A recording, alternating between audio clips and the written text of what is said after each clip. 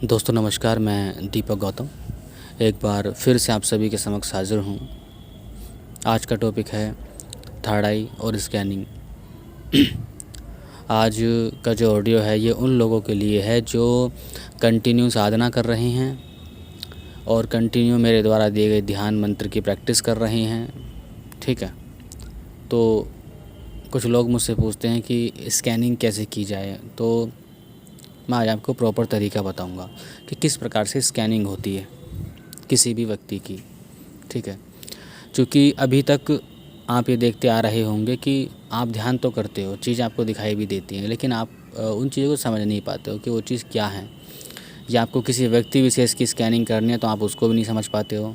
चीज़ें आपको आभास ज़रूर हो जाती होंगी, लेकिन आप प्रॉपर तरीके से नहीं समझ पाते हो। सबसे पहली चीज़ तो ये कि शक्ति का होना अलग बात है, उसका इस्तेमाल करना अलग बात है। अगर आप इस्तेमाल नहीं कर सकते हो तो आपके पास शक्ति का कोई मतलब नहीं है। ठीक है, इसलिए ध्यान से सुनिएगा कि जैसे आप ध्यान करते हो तो आपको कुछ भी चीज़ दिखाई देने लगती है। वो भूत प्रेत हो सकते हैं, हर चीज़ हो सकती है, क्योंकि यहाँ पर आप किसी इंटेंशन से किसी अपने थर्ड आई को काम में नहीं लगा रहे हो। ठीक है, लेकिन जब आप किसी इंटेंशन से थर्ड आई को काम में लगाते हो तभी आपको उस चीज़ के बारे में पता चलेगा।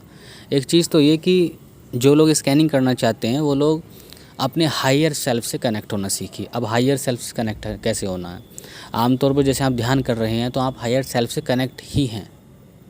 ठीक है, और कहीं ना कहीं जैसे कई बार आपका हायर सेल्फ आपको इंट्यूशन के माध्यम से जवाब भी देता होगा और आपने फील भी किया होगा कि कभी कोई घटना होने वाली होती है, या फिर कुछ ऐसा जो आपको लगता है कि आपको एकदम से पता चल गया है कि ये व्यक्ति ऐसा है, ये व्यक्ति वैसा है, या फिर इस एक चीज़ का ये रिएक्शन होने वाला है और आपको गट फीलिंग आती है, तो समझ लीजिए आपका इंट्यूशन जागृत हो चुका है, वो आपसे वही बातें कर रहा है। लेकिन यहाँ पर आपका कंट्रोल नहीं है। ठीक है, तो आपको कंट्रोल सिर्फ इतना करना है कि धीरे धीरे प्रैक्टिस से आपको उसके बारे में पता चलने लगेगा। तो करना क्या, करना यही है कि जो लोग अच्छे ध्यान कर रहे हैं वो लोग अगर किसी व्यक्ति की स्कैनिंग करना चाहते हैं, ठीक है, तो उस व्यक्ति का फ़ोटो आपको चाहिए होगा। ठीक है, कोई भी उसका करंट फ़ोटो। देखिए, करंट फ़ोटो की आवश्यकता इसलिए होती है कि इंसान की पिक्चर क्लिक होने के साथ साथ उसकी ऊर्जाएँ भी क्लिक हो जाती हैं किसी भी फ़ोटो में। अगर आप स्कैनिंग करना चाहते हो और कोई व्यक्ति कहे कि मेरा 15 साल पुराना फ़ोटो है लेकिन अभी का मेरे पास नहीं है, आप इसकी स्कैनिंग कर दो, तो आप कभी भी उसकी वर्तमान स्थिति को देख नहीं पाओगे। आपको उसके स्वरूप को देखना ज़रूरी है कि इस वक्त वो किस स्वरूप में है। ठीक है, तभी आप कहीं ना कहीं अपनी थर्ड आई के माध्यम से उससे कनेक्ट हो पाओगे। इसलिए करंट फ़ोटो की आवश्यकता इसलिए होती है। तो किसी भी व्यक्ति से करंट फ़ोटो लीजिए और अब उसको अपने अल्टर पर रखिए, या फिर जहाँ आप साधना करते हो मुख्य रूप से वहीं रखिए जहाँ आप साधना करते हो, क्योंकि जहाँ आप साधना करते हो, ध्यान करते हो, उसके आसपास की ऊर्जा इतनी ज़्यादा हो जाती है कि वहाँ बैठने के बाद आपको ऑटोमेटिकली ध्यान लगने लगेगा। ठीक है, लेकिन आप अन्य किसी और स्थान पर बैठे आपको ध्यान नहीं लगेगा। ये साधना बल होता है कि जब साधना आप करते हो तो आपके आसपास का एरिया, यानी कि जहाँ जिस रिचुअल स्पेस में आप बैठे हो उसके कुछ फीट तक ऊर्जा का एक घेराव बन जाता है। यहाँ तक कि जिस आसन पर आप बैठ रहे हो वो भी, उसमें भी इतनी ऊर्जा होती है कि वो भी आपके ध्यान को, आपके साधना में एक बहुत ही एक डीप तरीके से आपकी मदद करता है। ठीक है, अगर आपके अल्टर पे कोई क्रिस्टल भी रखा है तो कहीं ना कहीं वो क्रिस्टल भी उस शक्ति को एब्जॉर्ब कर लेता है और बाद में आपके समय आने पर उस शक्ति से आसपास के वातावरण को क्लीन रखता है, आपको ऊर्जा देता है। तो इस बात का, इस चीज़ का ज़्यादा महत्व है कि आप एक स्थान पर साधना कर रहे हो, वहीं पर आप स्कैनिंग कीजिए, वहीं पर आप जो भी आपको करना है वहीं पर कीजिए। ठीक है, मुख्य रूप से जब आप बिगनर हो। ठीक है, तो यहाँ पर आपको करना ये कि फ़ोटो ले लीजिए, चाहे मोबाइल में हो या फिर आपके हाथ में वैसे फ़ोटो हो, करंट फ़ोटो लीजिए और उस व्यक्ति को गौर से देखिए। पहले तो क्या करना है कि जैसे मुख्य रूप से मैंने महाकाली के जाप लोगों को दिए हैं, महाकाली ध्यान मंत्र दिए हैं, क्योंकि मैं वही देता हूँ ज़्यादातर। हालांकि मैं भैरव के ध्यान मंत्र भी दे सकता हूँ आपको, भगवान रुद्र के ध्यान मंत्र भी दे सकता हूँ। ये दरअसल अलग अलग मंत्र हैं, अलग अलग एंटिटी को, शक्ति को आधार मान करके उनकी शक्ति से हम अपनी थर्ड आई को, अपने ध्यान को एक्टिव करते हैं और कुछ नहीं है। ऐसा नहीं है कि कुछ डिफरेंट कोई फ़ायदा है, कोई नुकसान है किसी चीज़ का, नहीं, ऐसा नहीं है। ठीक है, तो आप क्या कीजिए कि सबसे पहली चीज़ कि आपने जब मंत्र को धारण किया है, वो ध्यान मंत्र हो या मूल मंत्र हो, तो आप ये समझिए कि वो महाकाली वो शक्ति आपके अंदर स्वयं मौजूद है मंत्र के फॉर्म में, जो आपके खूनों में, आपके खून में, आपके ब्लड में, आपके डीएनए में बस हमेशा गमन कर रही है, आपकी सांसों के माध्यम से गमन कर रही है। वो मंत्र आपके अंदर है, बाहर नहीं है, आपके अंदर सब कुछ है। तो आप सबसे पहले उस मंत्र को पढ़ के उस देवी का, उस देवता का आवाहन कीजिए जिसका आप ध्यान मंत्र पढ़ रहे हो। मान लीजिए महाकाली, तो महाकाली का आवाहन कीजिए। और जैसे ही आप उनका आवाहन करेंगे तो आप फील ये करेंगे कि आपके, या तो जिसे बोलते हैं कि रोंगटे खड़े हो गए, या जिसे बोलते हैं कि एकदम से गर्मी लगने लगी, एकदम से उलझन होने लगी, तो आप समझ जाइए कि वो एनर्जी आपके पास आ चुकी है, आप उससे कनेक्ट हो चुके हो। आपको भले 5 मिनट आवाहन करना पड़े, 10 मिनट आवाहन करना पड़े, अगर आप मंत्र कंटिन्यू जपते हो तो आपको आवाहन करने पर आप एनर्जी से कनेक्ट होगे ही होगे, इसमें कोई दो राय नहीं है। ठीक है, अब यहाँ पर आपने जैसे आवाहन किया, आप प्रार्थना कीजिए मन से कि मैं इस व्यक्ति की, इसका नाम है, इसकी स्कैनिंग करने जा रहा हूँ, कृपया मेरी मदद कीजिए। ठीक है, तो ये बोलने के बाद मन से फिर आप उस व्यक्ति के चेहरे को गौर से देखिए, अपने ध्यान मंत्र को पढ़िए और अपनी थर्ड आई के माध्यम से, यानी कि फ़िलहाल तो आप उसको अपनी आँखों से देखिए। उसके बाद जब आप जी भरकर उस व्यक्ति को देख लें, उसके बाद आँख मीच करके उसकी छवि को अपनी थर्ड आई पर इमेजिन कीजिए। और जैसे ही आप उस थर्ड आई पर अपने उस व्यक्ति की छवि को इमेजिन करोगे, शुरुआत में हो सकता है जब आप स्कैनिंग के शुरुआती स्टेज में हैं तो आप इमेजिन नहीं कर पाओगे, या फिर इमेजिन कर भी लोगे तो ज़्यादा देर इमेजिन नहीं रख पाओगे। तो यहाँ पर आपको यही करना है कि बार बार उसको इमेजिन करना, चाहे आपको 5 मिनट उसका त्राटक करते करते उसको देखना पड़े, 10 मिनट देखना पड़े, क्योंकि जितना आप उसको देखोगे उतनी छवि आपके अंदर बनने लगेगी, उतनी मजबूत छवि होने लगेगी। तो अब आप उसको आँख मीच करके अपनी थर्ड आई पर देखने की कोशिश करो, तो थर्ड आई पर सेम चित्र वो बनने लगेगा इमेजिनेशन से। अब उसको ध्यान में ही देखने की कोशिश करो, वहीं पर आँख मिचने पर ही। ये समझिए कि आपकी आँख मिची है, लेकिन वो व्यक्ति आपकी थर्ड आई पर एक छवि के रूप में है। ठीक है, थर्ड आई से मेरा मतलब ये नहीं कि आप अपने आपको मतलब अपनी आँखें ऊपर को छुड़ा लो कि थर्ड आई तो ऊपर की तरफ होती है, वहाँ से नहीं। जैसे मान लीजिए सामने एक ब्लैंक दीवार है, आपकी आँख मिचने पर एक दीवार दिखती है, एक माथे की दीवार दिखती है, आप वहाँ पर उसको इमेजिन करो, खासकर पॉइंट पर, थर्ड आई के पॉइंट पर। ठीक है, और थर्ड आई को ये शक्ति, यानी कि एक इंटेंशन दो कि उस व्यक्ति को, उसके आसपास जो भी चीज़ें हैं, उसके अंदर जो भी चीज़ें हैं, उसको मुझे दिखाइए। ठीक है, आप जब तक इंटेंशन नहीं दोगे वो एनर्जी काम नहीं करेगी। अब आप एक बार देख रहे हो तो आप देख नहीं पाए, हो सकता है आप छवि धुंधली पड़ जाए, फिर आपकी निकल जाएगी, फिर आप आँख खोलो, फिर व्यक्ति को त्राटक करो, देखो, फिर उसके बाद आँखें मीचो। ठीक है, सांसों पर ध्यान दो, जितना हो सके आसपास के वातावरण से कट जाइए। ठीक है, हो सके तो किसी ऐसे स्थान पर बैठ के स्कैनिंग कीजिए जहाँ पर आपको पूरी तरह शांति हो। ठीक है, या ऐसे समय पर कीजिए। तो जैसे ही आप थर्ड आई में उसको इमेजिन करोगे तो आप उसके आसपास की चीज़ें देख पाएंगे, उसके ऑरा को कहीं ना कहीं देख पाएंगे। पहले झलकियों में आपको दिखाई देगा कि अचानक से झलकी से आपको दिखाई दी कि उसके चित्र के आसपास उसके इस कलर का ऑरा है, इस कलर की लेयर्स निकल रही हैं, या फिर आसपास कुछ नेगेटिव एनर्जीज़ हैं। ठीक है, कई बार स्पिरिट जो होती है किसी व्यक्ति पर वो साफ दिखाई दे जाती है, कई बार वो सिर्फ एक एनर्जी के फॉर्म में दिखाई देती है, कलर के फॉर्म में। ठीक है, अब यहाँ पर आप कैसे बताओगे कि भाई कलर के फॉर्म में दिख रही है वो असल में क्या है? तो यहाँ पर आपको इंट्यूशन का इस्तेमाल करना है। आप यहाँ देख ज़रूर रहे हो, ठीक है, फिर आप खुद से, यानी कि आप जैसे महाकाली को आप आधार मान के कर रहे हो, तो माँ महाकाली से फिर अंदर से सवाल कीजिए, हे माँ महाकाली मुझे इसके बारे में बताइए।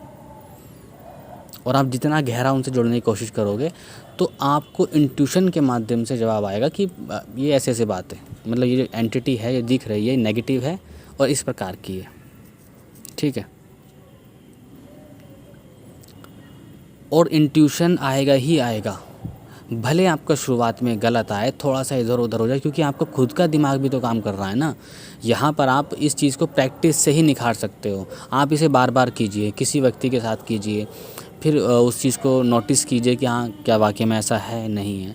तो ये आपको खुद से ही करना होगा, और धीरे धीरे करते करते आपके जो एक इस प्रैक्टिस में ऐसी इतनी निखर जाएगी कि फिर आपको सिर्फ आँख मीच कर बैठना पड़ेगा और आप उस व्यक्ति का चेहरा दिमाग में लाना पड़ेगा, और थोड़ा सा जैसे थोड़ा जाप करके या महाकाली का आवाहन करके आपको उसे देखना पड़ेगा, तो आप उसको क्लियरली देख पाओगे कि हाँ उसके आसपास ऐसी एंटिटीज़ हैं, उसके फलाह चक्रा में इतनी ब्लॉकेज है, वहाँ काला काला दिख रहा है, या फिर वो चक्रा ज़्यादा चमक रहा है, ज़्यादा शाइन कर रहा है, या चक्रा का रंग कैसा है। ठीक है, अगर किसी व्यक्ति के आसपास आपको दिखे कि एक बिल्कुल वाइट लाइट है, तो आप समझ जाइए कि इस व्यक्ति के ऊपर जो इसके गार्जियन एंजल्स हैं, जो इसके एंसेस्टर्स हैं, इनकी प्रोटेक्शन अच्छी है, क्योंकि उनकी एनर्जी वाइट होती है। अगर आपके उसको ऑरा में ब्लैक कलर दिखे तो उसके दो मतलब भी हो सकते हैं। एक तो ये कि उस व्यक्ति ने किसी न किसी डार्क या किसी उग्र एंटिटी की साधना की है, मंत्र जप रहा है, जिससे उसकी ऑरा में एक नई लेयर जुड़ चुकी है उस शक्ति की। यहाँ पर आपको इंट्यूशन से काम लेना पड़ेगा। कई बार क्या होता है कि जब आप इसकी प्रैक्टिस करते रहते हो तो कई बार वही ब्लैक कलर जो होता है ना, आपको खुद दिखाने लगता है। यानी कि वो ब्लैक कलर क्या होता है, कई बार आप उसको देखकर आपको कभी भी नेगेटिव इंट्यूशन नहीं आएगा। कई बार क्या होता है, वही कलर देख करके जो नेगेटिव होगा, तो वो कलर देख करके आपके अंदर एक उलझन सी होने लगेगी, तो आप समझ जाइए कि नेगेटिव एनर्जी है। ठीक है, अब वो किस तरह की है वो आपको उस डिटेल्स के लिए आपको थोड़ा और इंट्यूशन को उभारना होगा। धीरे धीरे प्रैक्टिस से चीज़ें होती हैं। बाकी ऐसा नहीं कि बिना प्रैक्टिस के वो चीज़ हो जाएगी, आप पहली बार बैठोगे और आप देख पाओगे। देखो, थर्ड आई आपकी भले हाइपर एक्टिव हो जाए, लेकिन आप इस्तेमाल नहीं कर सकते, करना जानते हो, तो आप उसके लिए आप वो बेकार है आपके लिए वो। ठीक है, तो इसी प्रकार से धीरे धीरे आप किसी व्यक्ति के चक्रा को स्कैन करना सीख जाओगे, आप उसके ऑरा को स्कैन करना सीख जाओगे, आप उसके आसपास होने वाली हर नेगेटिविटी को देखना सीख जाओगे। अगर पॉजिटिव एनर्जी से तो उसको देखना सीख जाओगे। ठीक है, और इसमें हमें देखने के साथ साथ अपनी इंट्यूशन पावर का भी इस्तेमाल करना पड़ता है। और इंट्यूशन पावर आपकी कैसे आएगी, वो आएगी खुद की प्रैक्टिस से। और ऐसा नहीं है, एक बात का ध्यान रखिएगा, जो लोग ध्यान कर रहे हैं, किसी की स्कैनिंग कर रहे हैं, इस प्रकार की पावर रखते हैं, या फिर सोचते हैं कि जीवन भर उनके पास ये पावर रहे, तो आपको ध्यान बरकरार रखना ही पड़ेगा। ठीक है, ये नहीं है कि मतलब आपने 10-20 दिन के लिए ध्यान को बिल्कुल छोड़ दिया और आप ध्यान ही नहीं कर रहे हो, तो फिर आपकी वो स्कैनिंग करोगे होगी नहीं। थर्ड आई को हमेशा इस्तेमाल करने के लिए आपको शक्ति की ज़रूरत पड़ती है। ठीक है भाई, आपकी थर्ड आई तो जब भी काम करेगी जब आपके अंदर ईंधन होगा। ईंधन क्या है, आपके तपोबल, आपके मंत्र की शक्ति, या आपकी ध्यान की प्रैक्टिस, यही तो है। इस दुनिया का कोई ऐसा मंत्र नहीं बना है, कोई ऐसी विद्या नहीं बनी है जिस विद्या को आप प्राप्त करने के बाद बिना उसकी प्रैक्टिस के उसको चला पाओ। आप भले कोई साधना सिद्ध कर लीजिए, लेकिन अगर आपने उस साधना के मंत्रों को, उसके अनुष्ठान को अगर नहीं दोहराया, नहीं आपने बीच बीच में उसको किया, जब जैसे ही प्रोसेस होता है, तो आपकी वो शक्ति पूरी तरह निष्क्रिय हो जाएगी। ठीक है, या फिर आपका ध्यान, आपका जाप, वो किसी का भी हो, आपकी उन सभी शक्तियों को बनाए रखता है। चाहे वो आपकी थर्ड आई की पावर हो, चाहे आपको वो ड्रीम प्लेन की शक्ति हो, चाहे आपकी वो कोई दूसरे मंत्र की सिद्धि हो, कुछ भी हो। अगर आप कंटिन्यू अपने आध्यात्मिक चीज़ों की प्रैक्टिस करते रहते हो, चाहे भले कोई एक प्रैक्टिस क्यों ना हो, अगर आप ध्यान करते हो ना, तो आपकी हर सिद्धि को ताकत मिलने लगती है, हर सिद्धि को, चाहे वो आपके पास हो या ना हो। भले आपके पास सिद्धि नहीं है, लेकिन आप मंत्र जप कर रहे हो, शुरुआत भी की है, तो आपका ध्यान उस मंत्र शक्ति को भी ताकत प्रदान करेगा। आपका ध्यान थर्ड आई को भी ताकत प्रदान करेगा, आपका ध्यान आपके चक्रों को भी ताकत प्रदान करेगा। तो कोई भी चीज़ प्रैक्टिस में होना ज़रूरी है।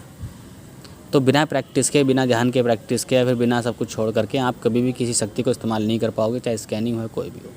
ठीक है, वो चीज़ धीरे धीरे क्षीण होकर के ख़त्म होने लगती है, लेकिन वो कभी परमानेंट ख़त्म नहीं होती है। जैसे आप प्रैक्टिस को दोबारा दोहराओगे, करने लगोगे, तो कुछ ही दिनों में, कुछ ही बहुत कम टाइम में वो चीज़ उभर करके फिर आने लगती है। ये ठीक वैसा ही है कि आप किसी फिटनेस क्लास जाइए और आपने अच्छी खासी बॉडी बना ली, ठीक है, डोले शोले बना लिए, सिक्स पैक निकाल लिए, ट्राइसेप्स निकाल लिए, जो भी मतलब कर लिया, लेकिन आप जैसे एक्सरसाइज को छोड़ोगे तो आपका शरीर जो है ना, वो ढलने लगेगा। भले वो कितना भी ढल जाए, लेकिन जैसे आप दोबारा से एक्सरसाइज शुरू करोगे तो वो वहीं पर आ जाएगा बहुत जल्दी। क्योंकि शक्ति कभी पूरी तरह ख़त्म नहीं होती है, बस वो आपके लिए निष्क्रिय हो चुकी है, क्योंकि आपने उसको प्रैक्टिस छोड़ दी, या आपने प्रैक्टिस को बहुत लंबे समय तक ब्रेक कर दिया। ठीक है, और शक्ति को बनाए रखने के लिए, जैसे मैंने कहा कि प्रोटेक्शन चीज़ें, ग्राउंडिंग, जो मैंने सभी को बताई हैं, उनकी प्रैक्टिसेस भी होना बहुत ज़रूरी है, उन सबको ध्यान में रखना बहुत ज़रूरी है। अगर कोई व्यक्ति अपने दिमाग में ये बात लेकर के बैठा है कि मैं फला सिद्धि कर लूँ, उसके बाद जीवन भर बैठ कर उसकी इस्तेमाल करूँगा बिना किसी प्रैक्टिस के, तो वो सिर्फ मूर्ख है और कुछ नहीं। क्या आपने किसी मंत्र को पढ़ के कोई सिद्धि कर भी ली, मंत्र सिद्धि कर ली, किसी देवता को सिद्ध कर लिया, किसी भूत प्रेत पिशाच को सिद्ध कर लिया और आप जीवन भर उसका इस्तेमाल कर सकते हो? तो ऐसा नहीं होता है। आपको उसको एक्टिव रखने के लिए आपको प्रैक्टिस रखनी ही पड़ेगी, ठीक है। मैं ये नहीं कह रहा हूँ कि आप अपने जीवन में अगर 1000 चीज़ें सीखते हो तो आपको 1000 चीज़ों को एक्टिव करने के लिए हज़ारों चीज़ें करनी पड़ेंगी। नहीं, मैं ये नहीं कह रहा हूँ। मैं ये कह रहा हूँ कि आपका जो शक्ति का जो सोर्स है आप खुद हो, आपके चक्रास हैं, आपका ध्यान है। अगर आप ध्यान, मंत्र जाप या कुछ भी नहीं करोगे तो आपकी सारी शक्तियाँ निष्क्रिय हो जाएंगी, सारे मंत्र निष्क्रिय हो जाएंगे। लेकिन अगर आप अपने आप को अपनी जैसे बोलते हैं कि अपने तपोबल को बढ़ाने के लिए आप कोई भी प्रैक्टिस करते हो, कोई भी, चाहे ध्यान करते हो साधना करते हो, तो आपकी सारी सिद्धियों को, सारे मंत्रों को हमेशा से बल मिलता रहेगा, चाहे भले फिर आप उस मंत्र को 1 महीने में 1 बार क्यों ना पढ़ते हो। और यही कारण है कि अक्सर एक वो व्यक्ति जो खुद में तपोबल को काफ़ी बढ़ा चुका है साधना करके, तो वो रैंडमली किसी मंत्र को अपना लेगा ना तो उसको बहुत तेज़ी से लाभ मिलने लगेगा। क्योंकि भाई सीधी सी बात है, मंत्र तो आपने बाद में अपनाया, लेकिन आपने शक्ति तो आपके अंदर पहले ही मौजूद है ना। आपके मंत्र अपनाने मात्र से ही वो शक्ति उसकी एक्टिव होने लगती है, ठीक है। तो आज की वीडियो का, ऑडियो का पूरा सारांश यही है कि आपको अपनी शक्ति बरकरार रखने के लिए किसी न किसी प्रकार के ध्यान, मंत्र, जाप इत्यादि की ज़रूरत पड़ती है। अगर आपके अंदर शक्ति छीड़ हो गई तो आपकी सारी विद्याएं छीड़ हो जाएंगी, इसे कोई नहीं बचा पाएगा। और जैसे मैंने कहा कि स्कैनिंग वाले इस प्रकार से स्कैनिंग कर सकते हो। फिर भी आपको कोई डाउट हो तो मुझसे पूछ सकते हो। या कुछ चीज़ समझ में नहीं आ रही है, अगर लगता है कि मैंने वो चीज़ देख पाया हूँ लेकिन मैं ये नहीं समझ पाया कि वो चीज़ है क्या, तो मैं आपको इस बारे में भी गाइड कर दूँगा, ठीक है। तो आज के लिए इतना ही। नमस्कार, धन्यवाद।